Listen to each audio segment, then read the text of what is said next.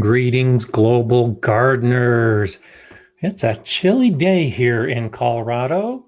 Last week we were talking about the changing weather, the first frost dates, and I mentioned that this was the week that a lot of that normally happens for me. Now, I haven't had a frost yet, but I woke up to 38 degrees Fahrenheit. Right now it's 39 degrees Fahrenheit. That's 4 degrees Celsius. And so today is the first day of flannel weather for me. And that's one of those things that I kind of look forward to. But when it finally hits, I'm not so happy anymore because the garden is definitely going to sleep.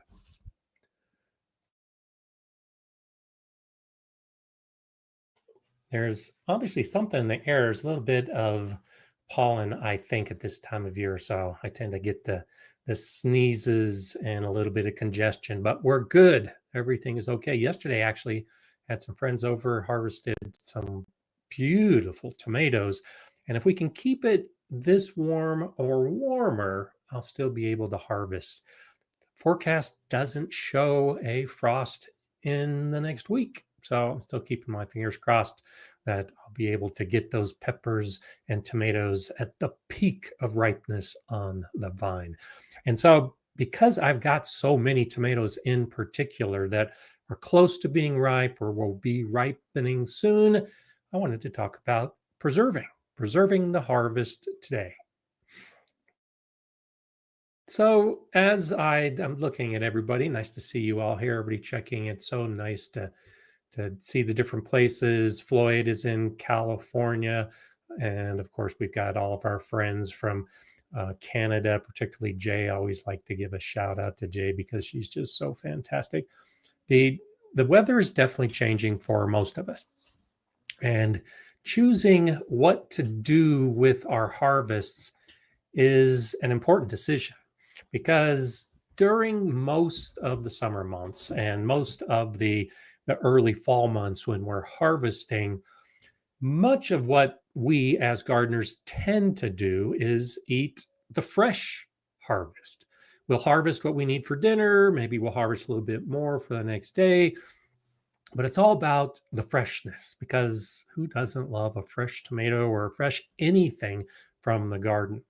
But as we near that end of our gardening season, as we start looking at beating the temperature before it gets too low, now all of a sudden we have a whole bunch. We have a lot. I have the pounds and pounds of tomatoes that are still on the vines that probably within the next week I'm going to be harvesting. I have a whole bunch of peppers that still need to be harvested. What do you do when you suddenly have that huge influx of the harvest material? You can't eat all of it fresh because eventually it's going to start breaking down. It's going to go bad.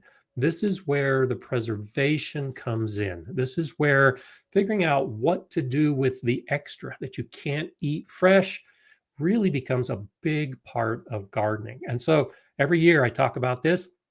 I think it's important for gardeners to learn about different methods of preserving.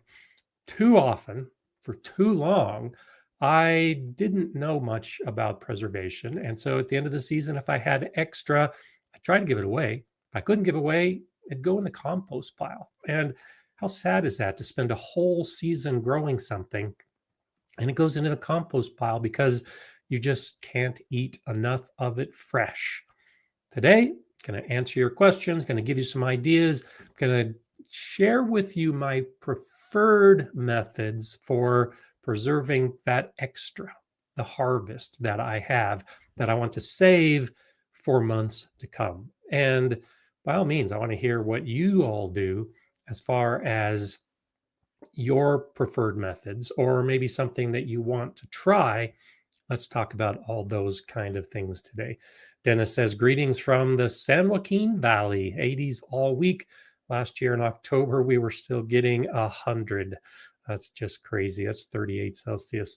I I'm well past those days. We've had great weather yesterday. This weekend, in fact, was just wonderful. I was outside most of Saturday and most of Sunday getting projects done, doing the harvesting. It was just perfect, but it's shifted. It's cold today. It'll be warming up a little bit tomorrow, but by the end of the week, this is Colorado. It's the roller coaster time. We're going to have some good temperatures again. As long as I can just beat the freezing conditions, I'll be happy. Betty Charney says, been busy making tomato jam. So good with cheese. So this is what I'm talking about. This is a perfect way to start talking about preserving. So the first way that I learned to preserve tomatoes was canning. And I've got some videos on different canning methods. The basic method that many of us use with tomatoes is you take the tomato, you blanch it in the hot water, you peel off the skin, you put it into a jar, you add a little bit of lemon juice or ascorbic acid, you process it in a water bath canner, and now you have tomatoes on the shelf for months to come. And you can use those tomatoes to make sauces, to put into soups. There's lots of things, but that tends to be the most common and often the most popular way of preserving tomatoes. But you don't have to limit yourself with that. I was just talking about a tomato chutney yesterday with a friend, and tomato jam, absolutely. So when you get into the whole concept of preserving and figuring out what your favorite method is, I think it's a great adventure in gardening because you may learn with some of the basics, the common methods like canning tomatoes with water bath canning. But when you start moving into the adventurous tomato jam, oh, yeah, and especially crackers and cheese, if you still have some basil, oh, that's a fantastic way. So good for you, Betty. Mobius 981 says been drying herbs and storing. I've been doing that today and yesterday. I harvested a little bit of thyme today because yesterday I harvested thyme and I was looking at it as it was starting to dry on my counter and thinking that's not enough. So I went out and got some more. So herbs drying, classic, easy, great way to begin with your herbs. Many of the herbs, particularly the perennial herbs that we're growing. So the sage, the thyme, the oregano, those kind of herbs that come back every year, they tend to be a little bit thicker, a little bit more robust, and they dry extremely well. And it's easy. So I just clipped off my thyme and set it on the counter. And now I'm just going to let it dry there. And in a couple weeks, it'll be dry enough that I'll strip off the little thyme leaves and then I'll put it in my little glass jar that I store my thyme in. And it's as easy as that. I did it last week, a little more than a week ago, with my sage. I was getting to be the end of the season, saw a beautiful section of leaves of sage. So I cut the sage, did the same thing, just laid it on the counter, let it dry. My air is dry enough here in Colorado that it actually happens pretty quickly. You can hang it in a closet. You can put it in just an out of the way corner. Whatever herbs you're trying to store like that, just give them time and they'll dry out. Even in humid environments, they will eventually dry. You may need a dehumidifier if you are doing a lot in a particularly damp environment. But for most of us, we could just do it in our houses without too much of a problem.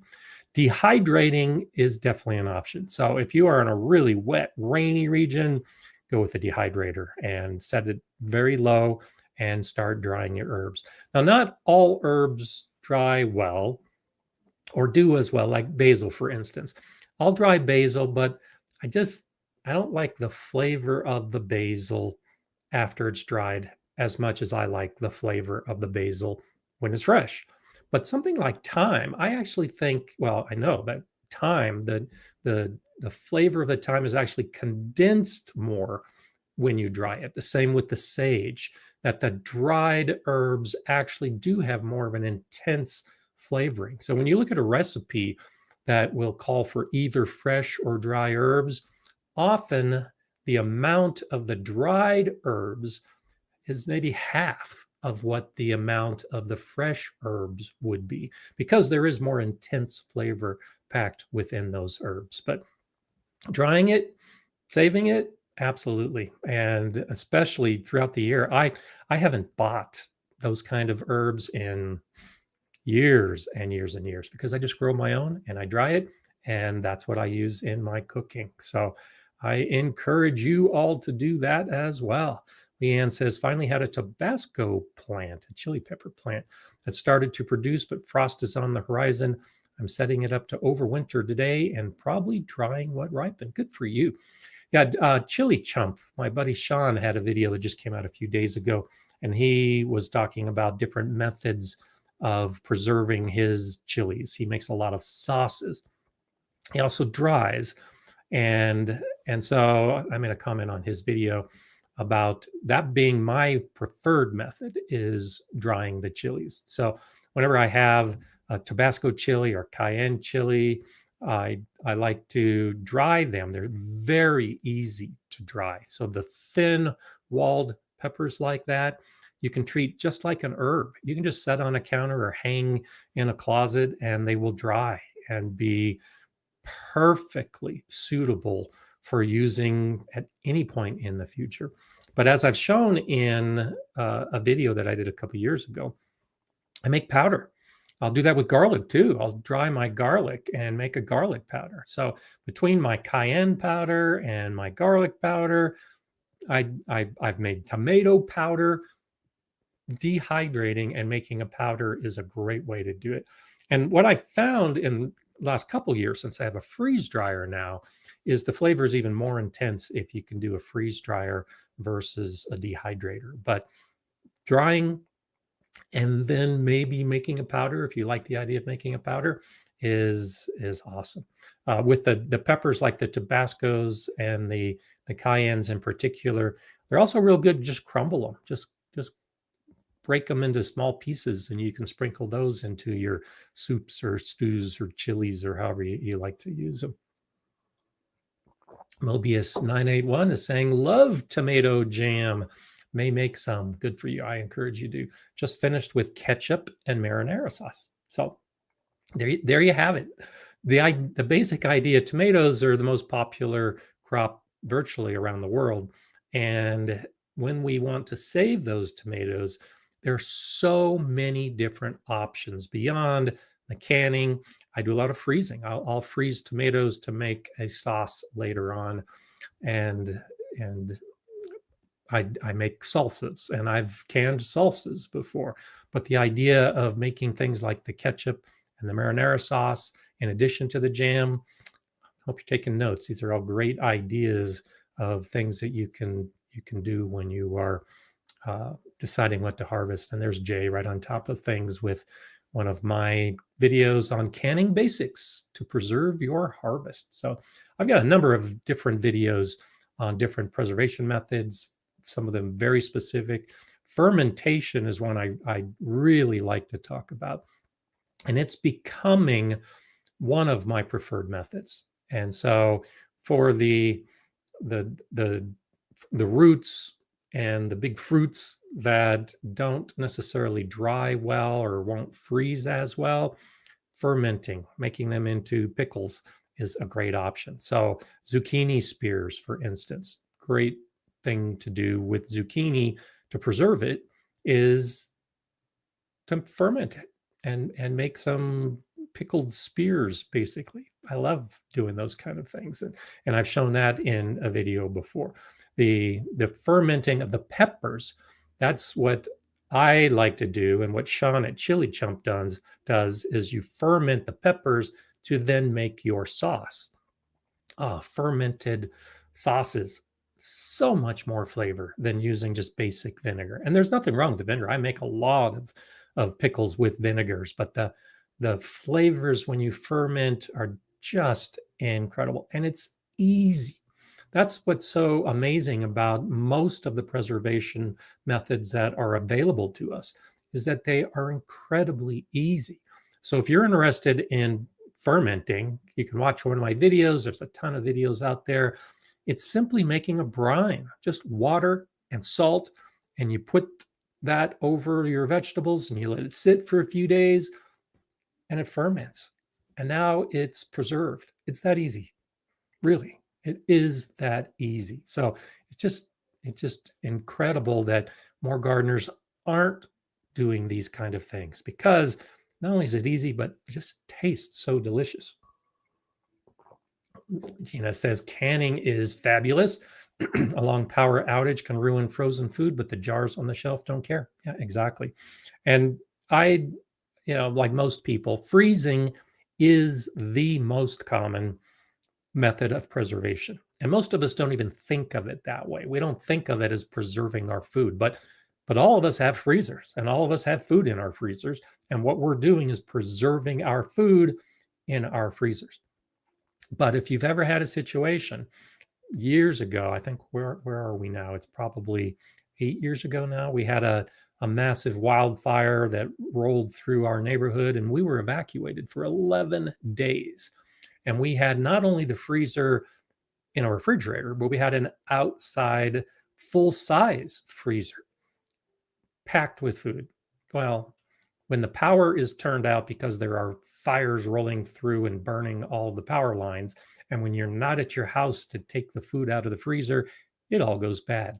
And that was kind of a wake up call. I'd already been involved with preserving and doing a lot of those kind of things with the crops that I would harvest, but not as much as I could have.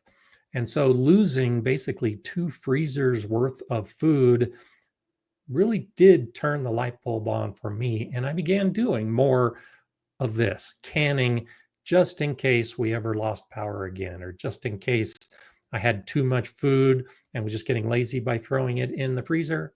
Doesn't take that much extra effort to make it last a little bit longer.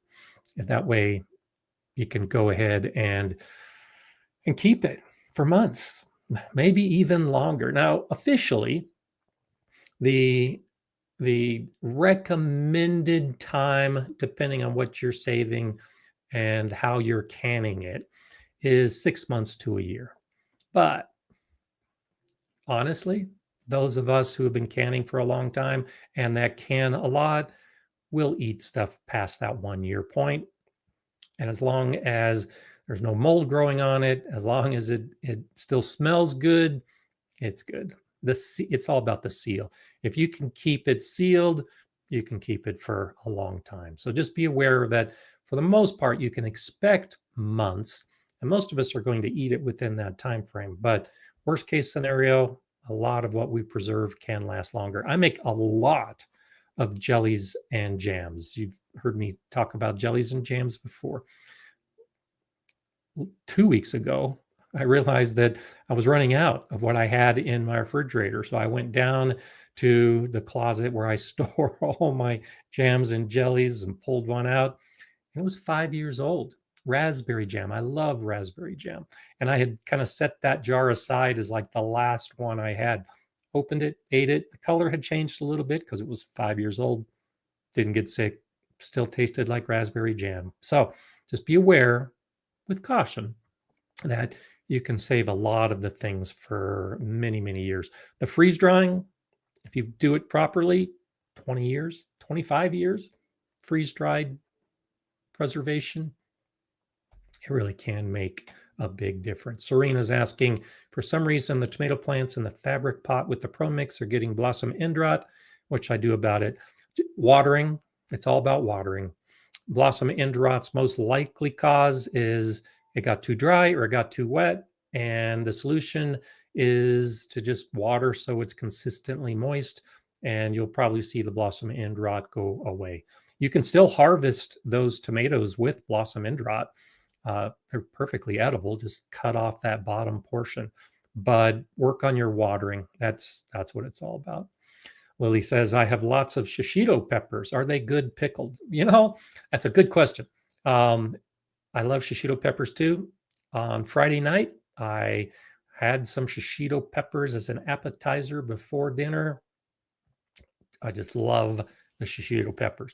And I I haven't pickled them yet because they never last that long. I just love cooking up shishito peppers. But yes, they should pickle fine. So they're similar in their their skin, like a Jimmy Nardello. Jimmy Nardello is a little bit thicker, but I love Jimmy Nardello peppers, and I love them pickled. And the shishito is very similar. So while I haven't pickled the shishito peppers because I just eat them fresh whenever I can, they should pickle just fine. I I have done both the pickling with the vinegar and the fermenting with the brine. And these days, I prefer the fermented method when I'm saving my peppers. So if you've got a lot of shishito peppers, I would say try both. Do a method with a traditional pickling recipe and do a version with a fermentation recipe and see what you like. And I'd love to hear back which you prefer. Now, I do want to mention when I talk about different methods. So I love the Ball Complete Book of Home Preserving. This is the book I use all the time. If I'm looking for something new, I go to this book first. If I'm trying to go back to old school just to make sure I'm doing it right, I go to that book. So when I talk about looking for a recipe with like a basic vinegar pickle, you're going to find it in that Ball book. If you want to know about fermentation, you're going to find it in that Ball book. I put a link below because this is the book I think everyone who preserves should have. Now, the basic book, the Ball Blue book, which is like, I don't know, 65 or 70 pages, something like that. That was the first book I got. And it also has all of the basics. And you can go to a bookstore, you can go to almost any place that sells books, and you'll find the Ball book of preserving, and the cover is blue, and they call it the Ball Blue book. So that's a good way to start. But if you're serious about preserving, then yeah, definitely look into the Ball Complete Book of Home Preserving because it really has a lot more. And and when I talk about a basic recipe for vinegar, it might be 1-to-1 vinegar to water, and then it adds some peppercorns, and then maybe there's some garlic in there, and maybe some different herbs. That's one recipe. Then there might be another recipe that adds sugar and adds some cayenne pepper. So the basics of preserving are pretty consistent, and we talk about ratios and we talk about most of the ingredients. It's just a question of what you want to add for the zing, for the extra flavor. When I make my pickles, I always have garlic and I always have the cayenne peppers. That's just part of what I do when I make my peppers because I like that little bit of a zing in the pickle. And my brother-in-law makes a lot of pickles. I gave him some of my pickles a few years ago. He fell in love and now he makes his own all the time. He likes more heat. And so whenever he's shared some of his pickles with me, they're a lot hotter than what I make. And they're a lot more garlic than what I make. They're very, very tasty. That's his preferred method. Mine aren't quite that intense. That's my preferred method. That's what this is all about, is you can find the recipe you like and make it yours so that you can really enjoy the things that you find in your garden and you want to keep eating them. Experiment with some of these different methods, and particularly when we're talking about something like shishito peppers, I'd be interested in finding out what you do and how you like it, because I someday may have extra shishito peppers that I wasn't able to eat when they were fresh. So the thing, even though I like right now, I've got 4 shishito pepper plants. And so in any given day, I'll harvest 6 or 8 or 10 of those peppers, which is perfect for just a little appetizer before dinner. So if you're harvesting every single day, by the end of the season, you don't have a lot left over. That's why I'm not pickling. But maybe next year I'll grow some plants with that intent. I have to wait and see. Floyd Grace is saying, Gardner Scott, here in Moore Park, California, there is no rest for the wicked. We are transferring from summer garden to fall winter garden. Good for you. Seeds are sprouting up now, planting more today. Oh, I'm a bit jealous. I'm in the process of finishing up. I love that you've got some seeds in and sprouting. So good for you. And and if you're able to garden in an area where you can garden most of the year, preservation may not seem as important because you are often eating fresh every single day. But do anticipate the excess. If you've got excess, figure out how you're going to save it. And I think that's a great approach, is having a plan before you plant, especially if you're planting extra, so that you know what you're going to do with it when the time comes. Maureen is saying, I already made tomato paste, salsa, roasted San Marzanos, basil paste, pesto, and drying. Awesome. So yeah, I should talk about basil pesto. I love basil pesto. I made a video about making the, the one type of pesto, the garlic scape pesto. But in the video where I talk about growing the basil in the green stalks, I talk a little bit about making the pesto there, because while I said I don't like basil dried, I just don't think the flavor is as intense.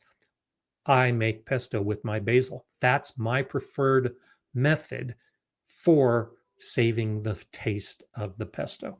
And so I'll harvest a bunch of basil, I'll make pesto, and I'll freeze the pesto and just pull it out in spoon size sections as I decide I need to use it on French bread or whatever it happens to be. So you can kind of combine a couple of these things. I love the idea of using lots of different things like Maureen is doing, but the pesto in particular, you are preserving the crop as a pesto, but you can't keep pesto forever in the refrigerator. But if you freeze it, you can now get back to that pesto months later and use it at that point. So you're kind of preserving the preservation. And that's the way I look at it, is kind of combining some of these methods so that you are able to have the crop for a lot longer and enjoying it for a lot longer. Robin says lemon verbena dries great. Yep. First time doing it this year. Sage is not a good one to dehydrate for me. Well, and the sage, I just let dry in the air. I just let air dry and it does fine. But yeah, lemon verbena is another nice one. The nice thing about drying a lot of these herbs, and so I was just talking about it yesterday with a friend about, I still have a lot of mint. We harvested some mint, so they could take it, and tea is my preferred method. I'm always drinking my tea. And so I'll dry a lot of these different herbs that I'm growing in my garden with the intent of making tea. I mentioned, like the thyme and the sage and the oregano that I use in the cooking. But the things like the mint and the lemon balm, lemon verbena, there's all kinds of things that you can use in tea. Stinging nettle, even. I've got a jar of dried stinging nettle that I use for tea as well. So a great way to preserve, but then think about how you're going to use it after you preserve it, because that's one of those things that you really want to focus on. Lauren says, I'm hoping my saffron corms arrive today. Good for you. I don't know if you saw my video that I did last year on the saffron. It's incredible. Talking about planting seeds at this time of year and having a fall winter garden, it was crazy for me here in Colorado to be putting in the saffron this late in the year and then seeing those flowers develop and harvesting those little strands from the saffron flowers. It's a type of crocus, and it's a beautiful flower, most expensive seasoning in the world, but it's easy to grow. Mine didn't come back in this second year, but I still need to do a little bit of experimenting because I just kind of stuck them in the back corner and was waiting. They like to be dry during the summer months. And so I'm not sure if they got too much water too early. I probably need to dig up that section and see what happened to them. But good for you. Saffron is a lot of fun to to to grow. And thank you, Jay. Yeah, there's that video I was referencing about chili chumps, ton of chilies, and showing how he processes. Now he has a business in the UK in England where he makes the hot sauce, but the methods he uses are the same methods that we all can be doing in our backyard. So I think that's one of those things we can learn. He started making it from in his backyard, and now he sells it. So I'm scrolling through. Thank you, Jay. You are just so amazing every time I mention a video and you're pulling it up. So thank you for that. Corey is asking, Gardener Scott, I am gardening on rock hard clay. I'm going to double dig and add rotting logs, manure, and compost in the bottom of the trench. Do you think that's a good idea? Oh yeah, absolutely. So whether you have clay or whether you have sand, the best way to fix the problem is with organic materials. And so by putting the rotting logs and manure and compost at the bottom of the trench, that's a basic hugelkultur method, but you can't grow in that soil with all those logs in it. So separately, on top of that, go ahead and take your clay soil and mix in the manure and the compost and put it on top of the logs. So it's kind of a two-layer. The bottom layer will be that woody material that breaks down over time, but the top layer is what you want to plant in. And absolutely, clay can actually work very well in a garden if you add all that organic matter. The problem is it gets rock hard, or it gets saturated and it becomes just a slimy mess. And that's the problem with clay. The particles are just so small. It's either one or the other. It's really hard to get a middle ground where you can grow in clay soil. The solution is adding all of those good organic materials so that you add airspace between the clay particles, and you give space for the water to drain out of those wet clay particles. So yeah, definitely a good idea, Corey. Mix the clay with the organics, and in time, it doesn't happen overnight, but in time, you'll get to the point that the soil will probably be wonderful and the plants will grow in it great. Clay is actually good for growing plants. The particle size, the roots can grow through it so easily. I don't have enough clay in my soil. I have too much sand. I would actually like to have more clay to have more balance, but that's how you do it, is by adding the organic matter. Dennis Splevin says, I'm considering taking the Master Food Preserving course the next time it's offered in my county. Do it. That's what I did 20 years ago. And that's why I say the two go so well together.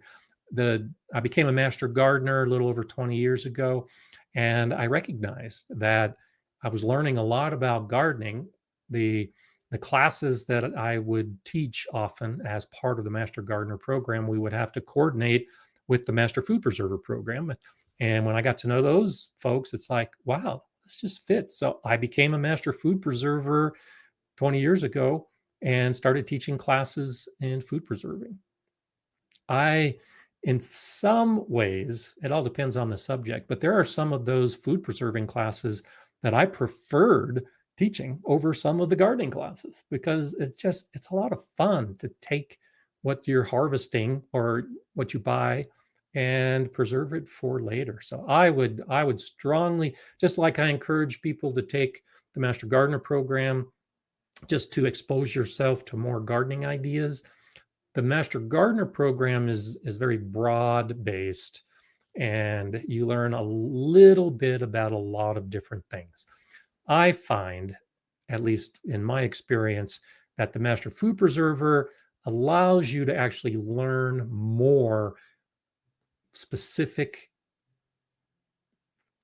methods when it comes to the food preservation, and you get to do it. So in gardening classes, you learn about it, but with the food preservation classes, you get to do it as part of the class. And so, yeah, that's what got me hooked was my Master Food Preserving program. And I would strongly encourage that you do that, Dennis, if you get that opportunity. Lots of good people, different people are doing it for different reasons. One of the guys in the class preserved everything, and he was a hunter. Meat was one of the things that he preserved more than anything. He had a pressure canner, which is necessary when you are preserving meat, but that's what they ate. They ate the meat that they preserved because they would just get so much meat that they would just can it all at the same time. And then some of the folks in the class were competition minded, so they would make their jams and jellies and pickles and enter them into the county fair. I mean, there's just so many fun things you can do in that food preservation world, in addition to just doing it for yourself. So glad you asked that. That kind of gets me excited thinking about getting anybody involved with the Master Food Preserver program, because it's just not as well known. And so I think a lot of people don't even know that that's an option. So if it interests you, check with your extension office and ask about it, because most extension offices have some type of food preservation program that you can go to, whether it's the master program or not. I would say go for it. Wasabi Gal's asking, do you have a code for purchasing a freeze dryer? I do. It's below, it's Harvest Right. And so, yeah, you can click on my link. Now's actually a really good time. The prices are really falling on the freeze dryers.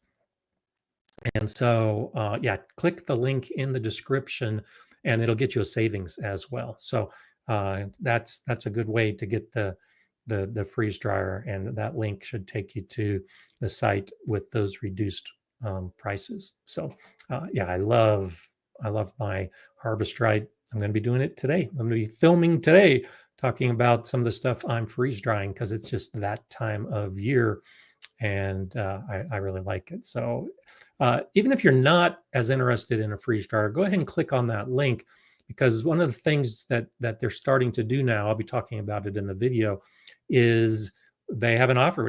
They'll send you a free sampling pack of 5 different things that they have freeze dried, and they'll send you the box. I think you just have to pay for shipping. It's normally like $19.95, but you can get that sample pack for free. Just click on that link. I love my freeze dryer. Absolutely love it. Okay. Mobius is saying ferment your peppers and put in the fridge. Fridge retards the fermentation process and they will keep just fine. Yeah, absolutely. I talk about that in my fermentation videos, that you let it sit out at room temperature until you like the taste. And then you put it in the refrigerator and it locks in that flavor pretty well for a long period of time. The thing about the pickling versus the fermentation is that when you pickle with vinegar, you can leave it out and that taste is going to stay pretty consistent with that vinegar. With the fermentation, when it's at room temperature, it's going to continue to change the taste profile. And so the way to do it, when you reach that point, you like the taste, you're exactly right. Put it in the fridge, and that halts the bacteria and gives you the flavor that you want. So Jeremy says shishito peppers are fabulous pickled. There you go.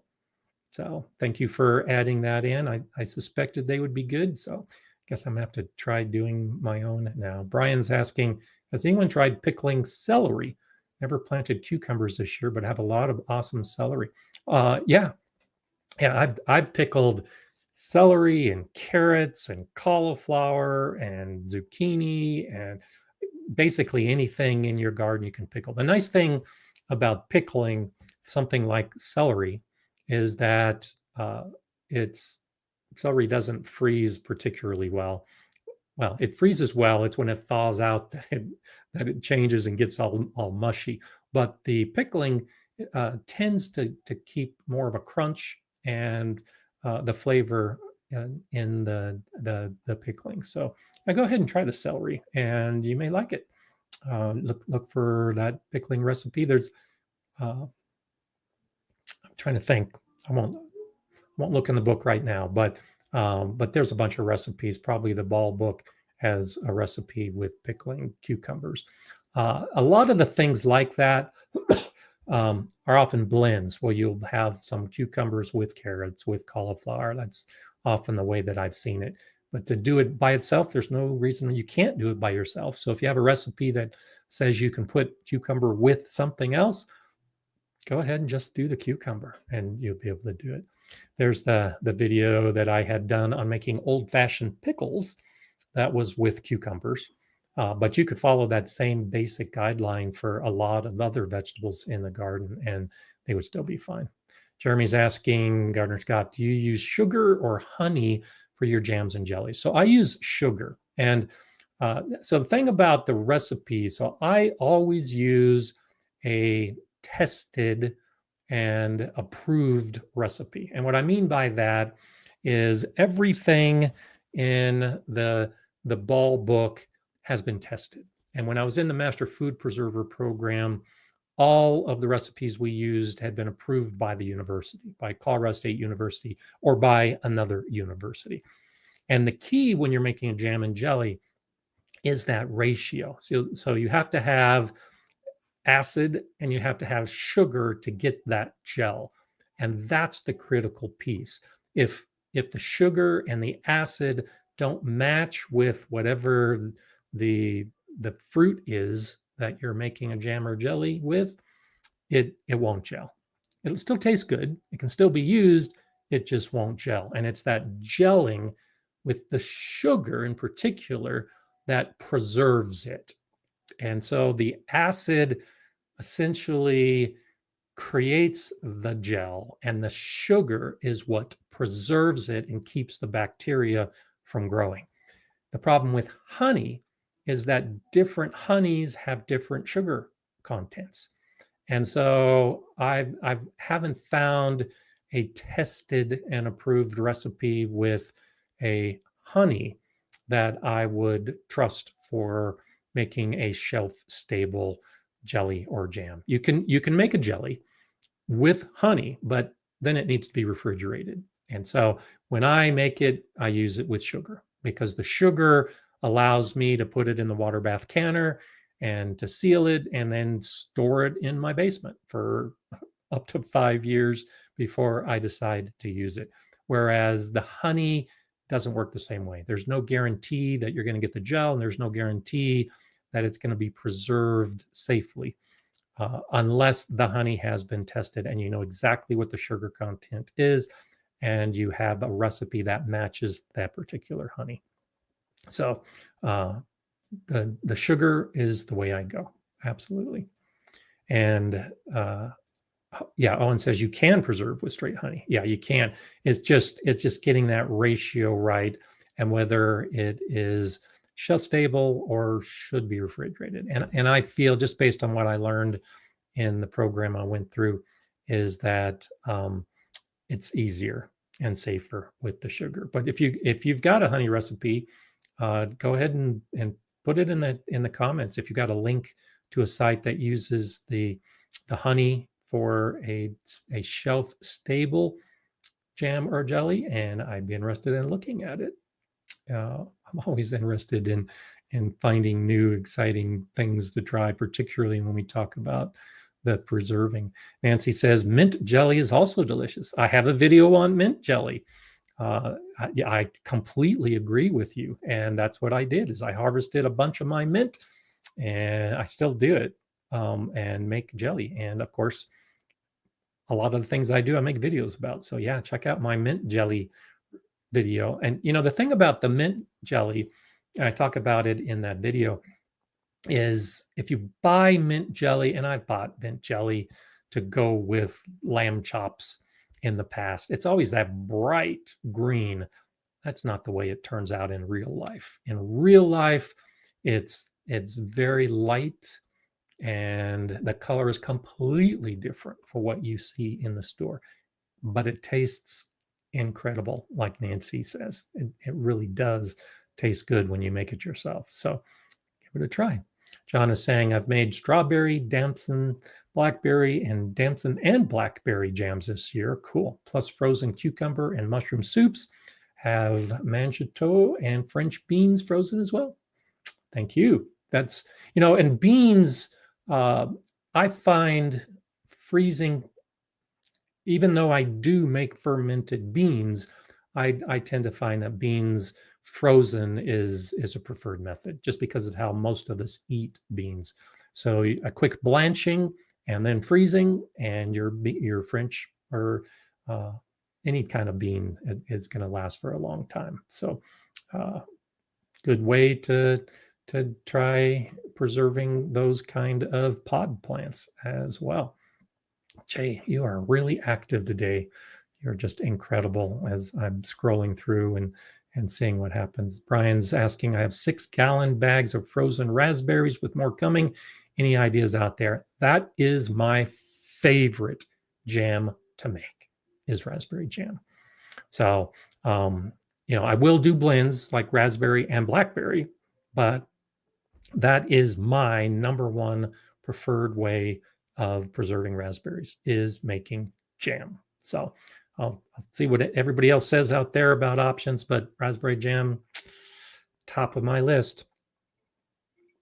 That's why I grow raspberries. I talk about being in the garden and plucking that raspberry fresh off the plant when I'm working out there. Yes, that's marvelous. But the reason I grow raspberries is to make raspberry jam. And that's why I say the planning, as we're putting our seeds in and as we're thinking about our harvests, think about what you like and what you would be doing in the world of preservation. And that's a reason for growing a lot of plants, like a lot of raspberries. I haven't made, so I have yellow raspberries and I have my red raspberries. I always use my red raspberries, but my yellow raspberries this year did so much better. And I started thinking, I've never made a yellow raspberry jam. I've always made the red raspberry jam. So I propagated a whole bunch of yellow raspberry plants this year. I spread them out. I actually took out my black raspberries. I just never did very good. Took out all my black raspberries and filled that whole section with yellow raspberry plants, the Ann yellow raspberry.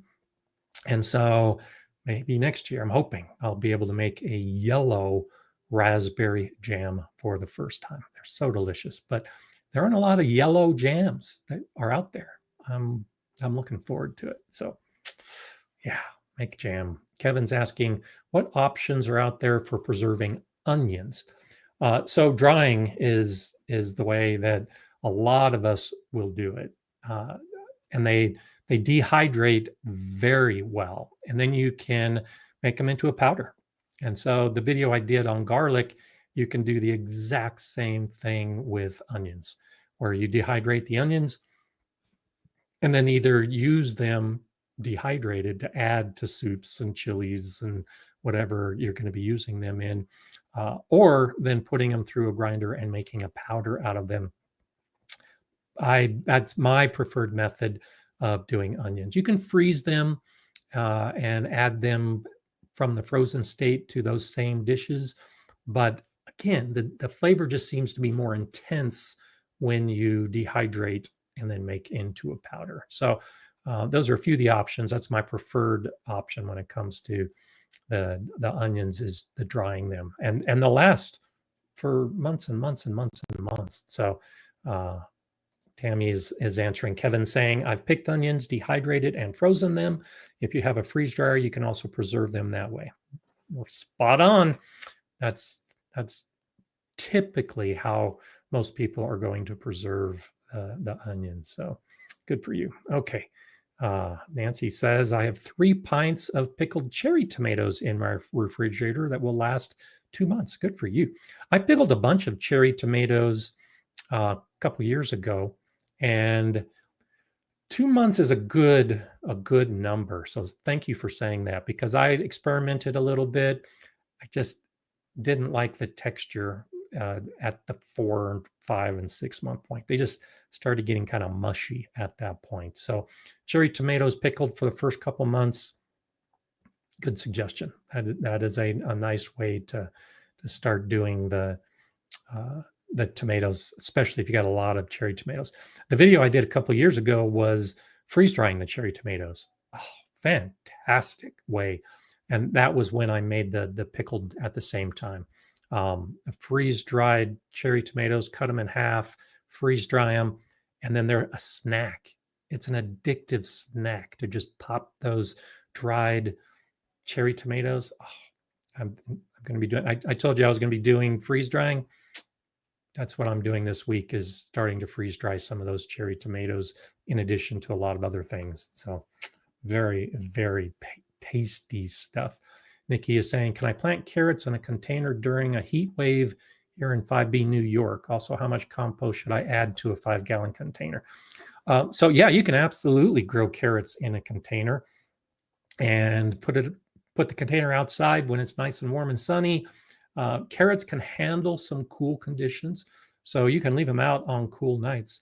But then when it starts getting freezing, you bring them inside so that they can keep growing to get to the size you want.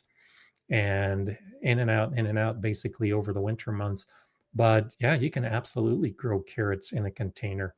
The heat wave, not sure how hot it is. I know that it's been pretty warm on the East Coast, but that can help with the germination if you're starting now. Put the seeds, put them out on those hot days to germinate. I would bring them indoors when it starts getting cold if they haven't germinated yet. That will also aid with the germination. Once the plants start growing, even on a cool day, you can put them outside and they'll be okay. The compost, if you're mixing it with your own garden soil, I typically will do, depending on how dense your soil is and whether it's clay or sand, a 1-to-1 or a 1-to-2. It usually works pretty good. So like 1 portion of soil to 1 portion of compost, or 1 portion of soil to 2 portions of compost. And it depends on your soil. You want a loose soil in that container, or else the carrots are going to get all gnarly. If it's too dense, the roots won't necessarily grow straight. So keep it nice and fluffy and moist all the time, and go for it. Yeah, you can have fun growing carrots in containers. I've been meaning to make that video for years to show how to make carrots in containers, and I've just never made that video. So I need to move that up to my list, because I think I had forgotten about it. I've got so many video ideas from so long ago that it's it just kind of falls to the bottom of the list. When you've got hundreds of video ideas, the new ones tend to get priority. So I'll have to raise that up and show everybody growing carrots in 5-gallon buckets, because it's so easy. Because when it comes time to harvest, you just dump out the bucket and your carrots are right there. So easy when it comes to it. So Big Wheel Dog, good to see that you remembered we're here today. Busy editing and forgot that we were here. So glad that you're here now with us and that you can join in the discussion. Yeah, Mobius says mint dries so well for me also. And that's, so all of these herbs that I've been talking about, I just air dry. And mint is definitely one of those things that the air drying works extremely well in things like mint. And so when I'm making my tea herbs, I just try it. And mint is on that list. Serena's saying, I think Greenstock may be having a fall clearance sale. You are right, Serena. They are having a clearance sale. They're taking a lot of the colors that they still have different amounts of, and they're clearing them out. So if you've been looking for a particular color, I think I mentioned this last week, check out Greenstock. I've got the link below in the description as well, because this may be your last opportunity to get some of those colors. And they're having some sale prices going on over the next couple months as well. So yeah, check out Greenstock. Sean, good to see you late to the stream, but always nice to have you on board as well. Texas Organic TV says habanero jelly is awesome. Not hot, just spicy. So that is my #1 jelly to make. It's not straight habanero, but peach habanero. So I've been making peach habanero jelly for years, and that is my most requested. I give it out during the holidays to my family. That's everybody's favorite. So I agree with you. It is awesome. And so last year was the first year that I actually used my own peaches off my peach tree to make the jelly. And it's just so fantastic. I made a couple last year. I grew my own super hot peppers. And so I made a peach devil's brain jelly. Incredible. So I love making the pepper jellies. And you're right, making a straight habanero jelly. And you'll find a habanero jelly recipe in one of the Ball books. I forget if it's the Ball Blue book or if it's the complete book. But yeah, if you're growing habanero chili peppers, make jelly. That is the way to do it. I absolutely love making those. And in fact, we were just talking about it yesterday. Some friends went and they made a pepper jam yesterday. So we were talking about it. And I still have some peppers in my freezer to make a pepper jam. And so I put them in the freezer a year ago, kind of forgot about them. And that's one of those things I'm going to be doing in the next couple of weeks, is making a roasted pepper jam. Oh, so delicious. It's incredibly delicious. So if you've got a lot of peppers, we were talking about doing the fermenting and the drying and the sauces, make a pepper jelly or pepper jam, and you will probably be convinced that that is a good way to do it moving into the future. John says, I like to use a food mill for blackberry and raspberry jams. So as I don't like the seeds in them, they're just so hard. I agree. I don't mind the seeds as much, but yeah, if you aren't a fan of the seeds, put them through a food mill first, and then you'll just have that fresh pulp to make into a jam and don't have to worry about the seeds. So an extra step, but it works pretty well. Mobius adds ginger in the marmalades. Very good. I made an orange marmalade a number of years ago with ginger, and I agree. It adds a wonderful flavor. So I don't do enough with ginger. I am growing ginger right now. I didn't make a video showing how I planted it because I wasn't sure how it was going to work. I was growing it in my greenhouse in containers, and it worked better than I expected. So you may see a video coming up when I harvest the ginger. I'm also growing turmeric, but I've been trying to figure out what I'm going to do with all of it. And I like that idea of maybe making another marmalade. So thank you, Mobius, for that. You may see a video in the future when I take your idea and run with it, because it definitely sounds good. Robin says, onions are also great pickled in a dill brine. Add a teaspoon of Coleman's dry mustard for great perk. Great on sandwiches. I don't know why I didn't say that. I had that conversation with my brother-in-law recently because he had bought some pickled onions. And I said, dude, you can make them yourself. They're so easy. So yeah, you're exactly right, Robin. Great way to preserve onions is in a simple pickle. And I do that a lot during the summer, just refrigerator pickles, and pop them onto sandwiches or in salads. Great way to enjoy them. So Selena says, if you have a vacuum sealer, you can freeze up to 6 months or more without getting freezer burn. Good tip, Serena. yeah, the vacuum sealer definitely allows you to freeze for a longer period of time. So I think a lot of us have those and don't use them as much as we thought we would. I have um, my vacuum sealer in the same cabinet as I have all my canning supplies. And I pull out my canning supplies more often than I pull out the vacuum sealer. So another one of those things I need to make note of to try to do more often.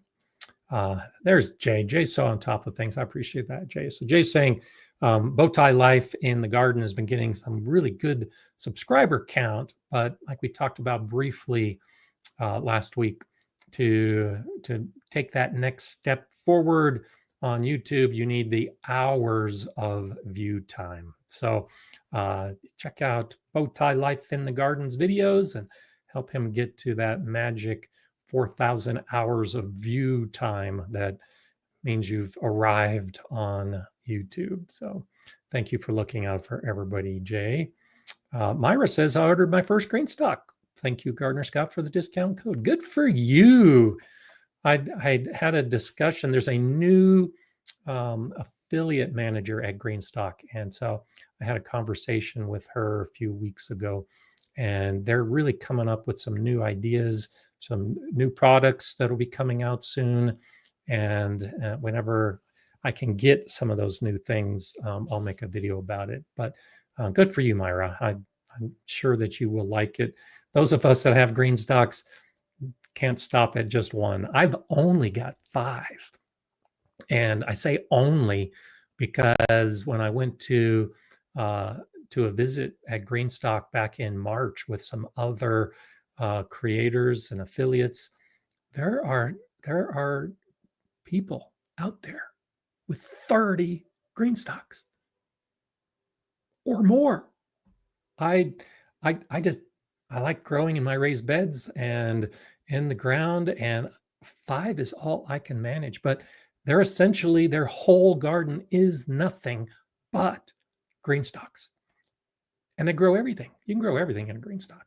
You can grow tomatoes, you can grow peppers, you can grow all your herbs, you can grow anything in a green stock. And I think, so the nice thing about if you get a green stock, and you don't have to get a green stock to do this, but you can go to green stock and they have regular videos that tell you what you can do in a green stock. And they had one recently with sweet potatoes grown in a green stock. So yeah, having nothing but green stocks for your garden is an option. I like doing all of it. Myra's just starting with 1. I suspect you might have 2 or 3 by the time the next year rolls around, but one's a good way to start. Owen says, candied jalapeno is tremendous. I agree. I made a video, I think last year, on the candied jalapenos, and I still have a jar. They're they're so good. If you like the heat of the jalapeno, and if you like the sweetness of a jam, candied jalapeno is the way to go. And it's not that hard. I showed that in that video. You basically just slice it or chop it, however you're going to have your jalapeno, and then mix it with the sugar and let it cook for a little bit, and you've got candied jalapenos. I mean, there's a few other ingredients that you can add, but that's a good way to do it. Jeremy, passion fruit habanero jam. I've never used passion fruit in a jam, but that sounds really good. Habanero with anything makes a good jam, and I think that's an awesome chance. Rockstar 1734 says, I went wild and bought 3 green stock towers. Thanks for the discount code. Good for you. Gonna mostly plant strawberries in them, but you have any other recommendations you found do great in them? Yeah, I've got a number of different green stock videos. The basil I talked about, basil does great in a green stock. Now, the video I made showed the whole green stock was nothing but basil. I think I had 12 or 15 different varieties of basil growing in a green stock. I don't do that anymore. I mainly just did that to make a lot of pesto and to talk about it in a video. But right now in my greenhouse, I've got strawberries growing in my green stock, And I also have basil growing in that same green stock. So basil is way high on my list of things that just grows so easily in the green stock. But then a lot of similar plants. So parsley is a great option for green stock. Lettuce and spinach, all those salad crops. I've got my green stocks in a couple different areas. So I've got a couple outside, got one in my greenhouse. I've got a couple outside my back door. And the stuff that's outside my back door, I primarily focus on what I can just step outside and harvest and then step right back in. So it's the salad crops and the herbs that I grow in those green stocks. So depending on where you're going to put your green stocks, keep that in mind. If you want that easy, it's dinner time, I'm making a salad, I'm going to step outside and do a quick harvest, grow those salady kind of things. The strawberries, absolutely. The thing about strawberries, I'm not sure what zone you're in, but the from my experience and others' experience, zone 7 and above is best for growing strawberries in a green stock. They'll do okay in zone 6 if you can give them extra protection on extra cold nights. They don't do as well in zone 5. So the only way that I, in my zone 5B, can grow the strawberries is by putting the green stock in the greenhouse for that extra little heat over the course of the winter. And I have an unheated greenhouse, but the inside of my unheated greenhouse is the equivalent of about a 6A. And I did a video earlier this year where I showed growing my strawberries in my green stock over the winter, and I lost a few plants, but most of them came through just having that extra protection. So keep that in mind. Check out my video, and you can learn from some of the things I learned that works and doesn't work as far as the strawberries in the green stock. And just yesterday, I enjoyed a strawberry from my green stock tower in the greenhouse. I've been enjoying strawberries most days throughout the growing season. I haven't replanted all of the plants that didn't make it through the winter. But last year when it was full, man, I had strawberries every single day. So that's an advantage of having the green stock and being able to grow strawberries. I absolutely love it. Sean says, I have an abundance of Thai chili peppers this year. Anyone have suggestions on preserving those? So I know you checked in late, Sean. One of the things we talked about earlier, one of my preferred methods is to dehydrate them or to just let Thai chilies will dry naturally. Just set them on the counter and let them dry, or hang them from a rack and let them dry. And then you can use them, crunch them up into your stews or your chilies in the future, or make a powder. That's my preferred method, is to dry them and then make a powder. I also use chilies in my pickles and in my ferments. And so if I'm making a pickle, I'm always throwing a chili pepper in it to get that extra heat. So we talked a little more in depth on that a little earlier, Sean.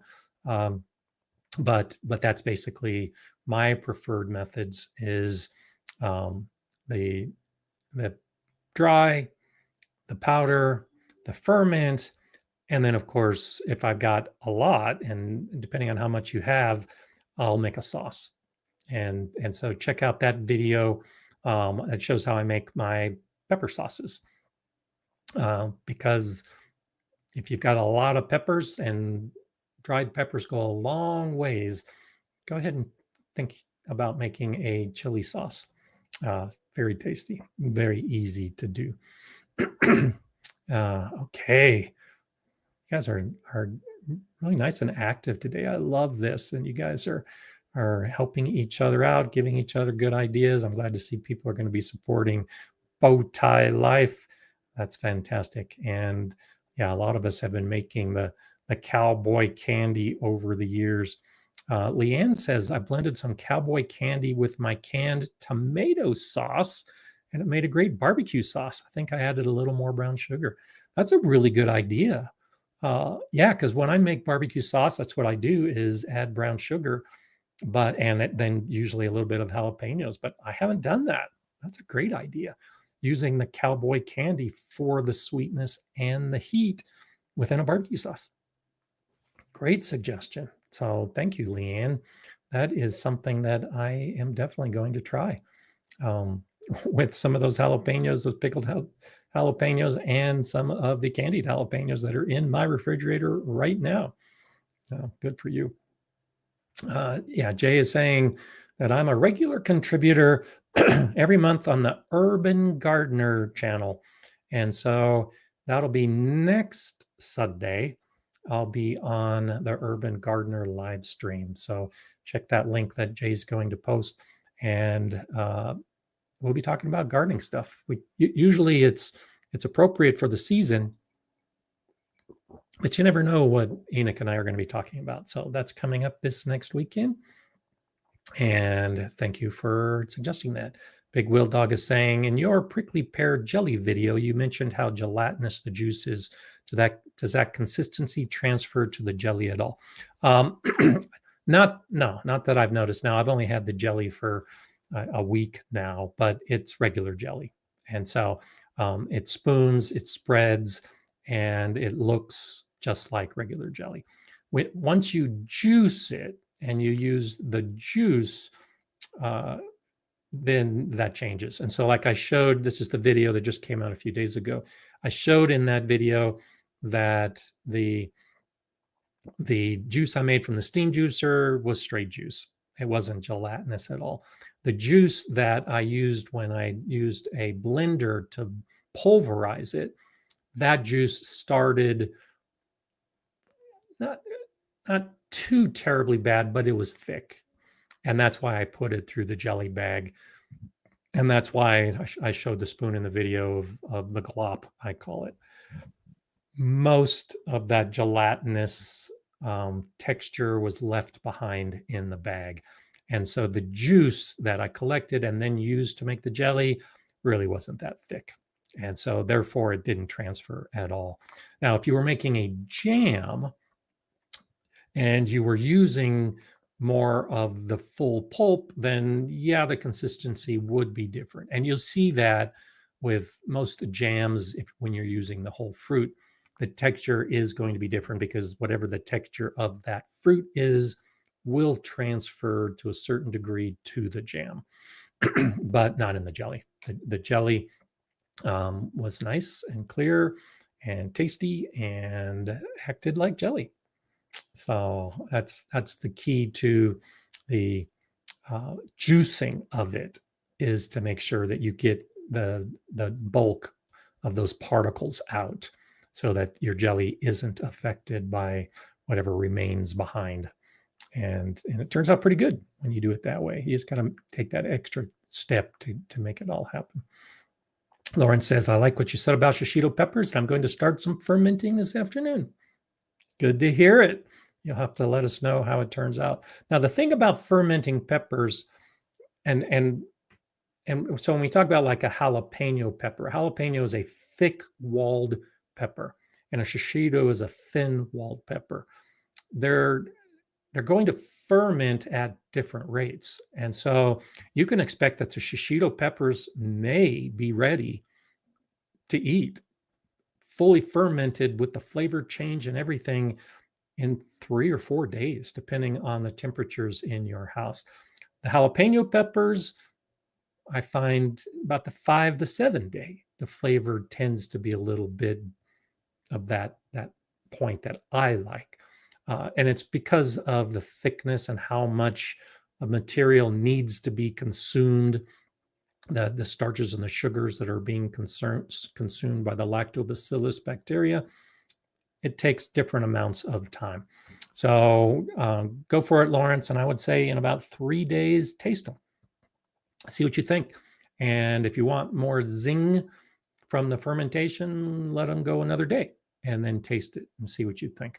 And you can do that anytime you ferment, is just taste periodically And then when you find that flavor you like, that's when you put them into the refrigerator.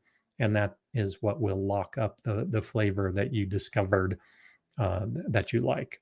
If you leave them out, the flavor is going to keep changing. So throw them in the refrigerator when you get to the point that you like. And Dave is saying, thank you for the shout out on watch hours for Bowtie Life in the Garden at 3,836 hours this morning. So close to that 4,000. So hopefully you'll be there by the end of the week, buddy.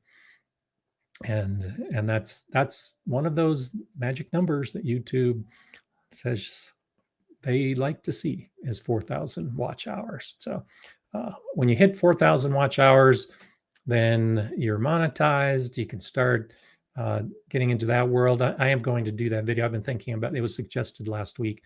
And so I've been thinking about it quite a bit this week about the video. Maybe next month, we'll see. When things start quieting down in the garden, I'll talk about doing a video, or I will have a video talking about YouTube channels and what you can do to start a channel, what you can do to grow a channel, what you can do to keep your channel going. That's what's coming in a month or two from now, and you will definitely be a topic of conversation. No doubt you'll be in the discussion of that. So thanks for that. Alora says, Gardner Scott, would a steam juicer work with crab apples? I want to make crab apple jelly. Absolutely. 2 years ago now. No, was it last year? I think it may have been last year. So in our garden club, I've talked about, we do our garden tours as part of the garden club, and we share visits with each other's gardens. And we ended, I think it was last year, we ended at a garden with one of the members of our club. And she said, hey, I've got crab apples, 2 huge crab apple trees. And so I harvested, I want to say close to 30 pounds of crab apples. And that's what I did. When you've got crab apples, especially little crab apples, processing them can take a long time, can be a pain. There's a lot of cutting, there's a lot of draining. Steam juicing is perfect for crab apples. And then I made crab apple jelly using the recipe from the Ball book. Oh, perfect, absolutely perfect. And so the thing about the juicing, if you're like using apples, if you just take the crab apples, chop them in half, and throw them in the steam juicer, it's going to give you beautiful juice, and it's going to be lightly pink because it's going to take some of the color from those red skins, apple skins, and your jelly will be pink. I like saying a pink jelly, so it wasn't a problem. If you like your apple jelly to be clear or to be more like creamy apple color, then you'll need to take the skin off of the apples first before you juice them. But yeah, absolutely, steam juicer is the way to go. And crab apple jelly is delicious. So definitely do that. Definitely do that. Outlier Gardner is saying, thanks so much for the mouth-watering inspiration this week. You are so welcome, and thank you for supporting the channel so well as you do. I do sincerely appreciate it every week, of course. But that's the idea this week, was to give people ideas, not just my favorite methods, but other people's favorite methods as well, because it's so easy and it's so much fun to do it. I think we should all be doing it at every opportunity. Dave says, I'd love to hear your perspectives. This will be the second time I've monetized, but that was a dozen years ago. Things are different now. So yeah, it's coming, Dave. It's coming. And I've started lining up guests for the live stream. So in the winter months, this live stream changes a little bit in that we talk more about planning. We talk more about some other subjects than actively growing in the garden. I have guests on, and that's coming in just a few months. I mean, I hate to say it, but winter is just around the corner, and the cold months are coming. The burr months have already started. Colorado Bird Nerd, thank you. Thank you, Gardener Scott, and all global gardeners. As a beginning gardener, I usually hang out in the background listening while I'm working online. Well, glad to have you here listening in the background. I hope you are taking some notes along the way, because this is a lot of good, fun stuff. So thank you for supporting the channel. Thank you for being here. And, for everybody, yeah, you don't have to be actively asking questions or involved with the commenting. And every week there are hundreds of people that are popping in and popping out while we're live. And then there are thousands that watch this in replay. Yeah, you don't have to make a comment to be part of this community and get the information. Just be here and take the information and benefit your own garden. That's what it's all about.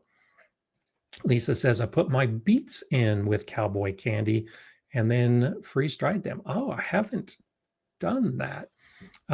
Beets have so many options. I really like to make pickled beets and fermented beets.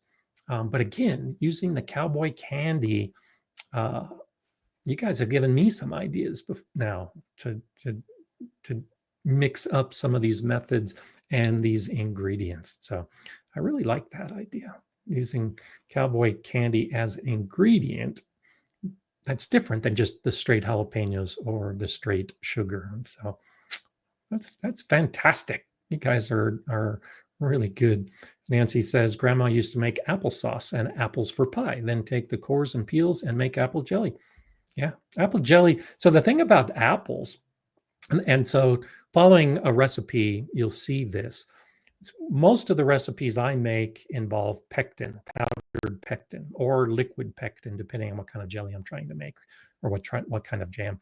But apples are extremely high naturally in pectin. And so apple jellies are among the easiest to make because you don't necessarily have to add the pectin, depending on what recipe you're following, depending how you're using the apples and the apple juice. It's easy. And some recipes, particularly like with the apple sauces, it's essentially just apples and sugar and maybe something like cinnamon or nutmeg, and you've made it. So apple jelly can be extremely easy to make if you figure out that method of juicing. And yeah, cores and peels, all of the waste that we might think of, you can definitely use that to make a jelly. But if you haven't tried it, try it. This time of year, the fall, many regions of our country have apples that are being harvested right now, and most of our stores have apples on sale because so many apples are becoming available. And try it and make your own. Backyard Gardener says, I'm going to watch your pickle video. I can't wait because I've been wanting to make those for a long time. Thank you. I watched some of it and it seems very easy to follow. And yeah, I try to do that. I've got a playlist with a bunch of different preservation videos in them because I've got a bunch of pickling and fermenting videos. So cool. Yeah, watch it and get some ideas, and hopefully it'll make it easier as well, because I like to make things as easy as possible when we come to preserving the stuff that we're preserving. It probably fine says, love seeing you on Epic Gardening as a contributor. Thank you for that. Yeah, that was a lot of fun to make that video. And Jay says, here's a link. Gardener Scott, the best ways to preserve your harvest. So definitely check that out. The thing about it is that what I encourage you to do is to look at what's in your pantry, what's in your refrigerator, what do you eat on a daily basis? And if it's something you're buying that, has to fit into your household budget in some way, take that extra step, that extra thought, and think, could I make this? Like the mint jelly. And I've been growing mint for years and years and years. And it was one of those nights I was making a nice dinner with some some lamb chops. What's better with lamb chops than a mint jelly? And I pulled out that fluorescent green jelly jar from my refrigerator and stopped and thought, I can make this. I've got the mint. And so I haven't bought a jar of mint jelly since, because I make my own now. And that holds true with all those other things that you might have in your menu for a particular meal. Is take that step and think, do I need to do something else? Last night had an incredible dinner with a friend. Meatloaf. Meatloaf by itself, not a lot you can throw in from the garden, but what did we have with the meatloaf? That's where all the garden stuff came into play. And so carrots with maple syrup came from my garden. The tomato salad came from my garden. That's how we do all of this. And so last night, as I was enjoying those tomatoes and those carrots that came from my garden, I stopped and thought, I need to make sure that I preserve these so that I can do the same thing. So some of the carrots that I'm going to be harvesting, I'll slice them and blanch them and freeze them, toss them in a little pot with some maple syrup, and I've done all of that myself. I've already talked about the freezing and the canning and the drying of the tomatoes. It's so simple. If you just take that step and think, what can I do in my typical daily meal myself without having to go buy at the store? And you might be surprised at how much you eat, and you don't even think about it from that perspective. You're buying it and you're growing it, but you're growing it to eat fresh. Think about growing it to preserve, and now you're saving money on your weekly budget going to the store, and you're also using some of the stuff from your garden without having to toss it into the compost pile. So many things you can do. Nancy is saying salad dressings, so many ways to use your own things. Yeah, I talk about raspberry jam being my favorite way to make raspberries. I love making a raspberry vinaigrette with my own raspberry jam. How many of us have the bottles of salad dressing in our refrigerator right now? All of us. But how many of you also have that bottle of cider vinegar, or maybe wine vinegar, or champagne vinegar? You can use that to make a delicious salad dressing like Nancy is suggesting. And you can mix it with your own garlic, with your own onions, with your own herbs, with your own jams and jellies, with your own fruit. Oh, the sky is the limit when you make your own salad dressing. So thank you for suggesting that, Nancy, because you are spot on. And I don't even really think about it anymore. You're right. You just get in the habit of making some of these things.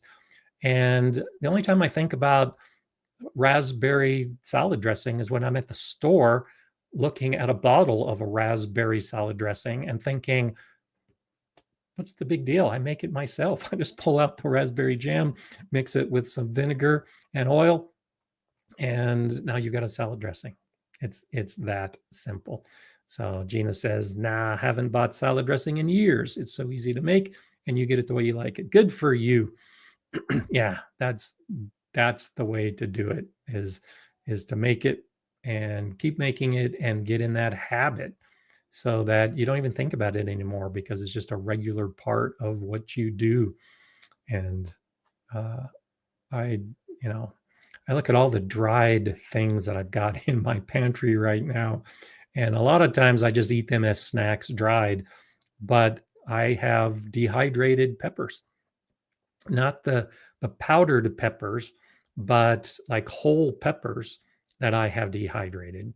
And when it comes time to make a chili, that's where they go. Is I just crush them up, and now I've got little pepper pieces in my jelly.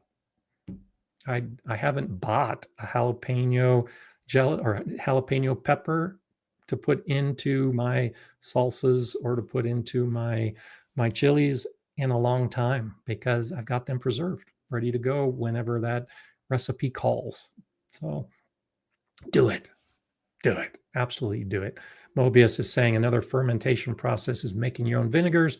Takes about a month. Be sure to test for pH at the end. Can be made with apples, pineapples, many other fruits. I haven't done that. And thank you for suggesting that as well. Yes, very easy to do. I have shown my pH meter in a few of my videos in the past. I bought a nice scientific quality level pH meter for the purpose of fermenting and making sure that I could test the pH, but I haven't made my own vinegar yet. So I'm going to add that to my list because I need to do it. You're exactly right. The video that I'll be doing coming out here soon on freeze drying, I'll talk about going to like Costco or Sam's Club and you buy the big bags, big frozen bags of fruit. I'd love to freeze dry those. They're delicious snacks. But you hit on a perfect